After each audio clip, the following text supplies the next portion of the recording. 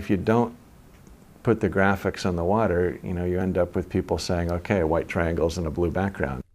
Stan Honey's made a career out of creating TV graphics for sports. That glowing first down line during football broadcasts? Yeah, that's him. You've probably also seen his work if you've watched hockey, baseball, or NASCAR.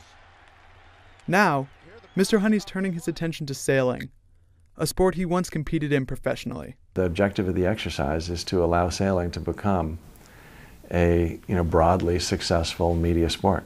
Mr. Honey joined the America's Cup last year as the organization was giving pro sailing a makeover. Financial strains had the organization chasing a wider audience, and it had decided that it could attract new fans by mandating boats that were both faster and more likely to flip over, and also by pulling races closer to shore, where the events could actually draw spectators. But what the sport really had its eyes on was television. The challenge is that it's not easy to tell what's going on during a sailing race.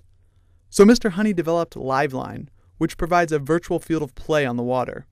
The idea is basically the same as that first down line, but way more involved.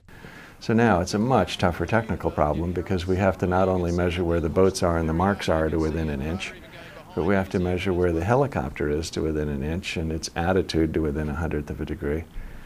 And then all of that has to be telemetered because the helicopter, you can't have wires hooked to it. Now the Cup is looking to take Liveline beyond television. It's working on an augmented reality smartphone app. Viewers during a live race would hold their phones up to the water and get info about the course and the boats racing on it.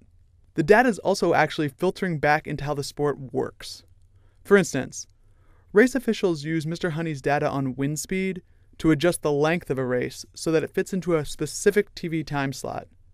They can do this even if the race is already underway.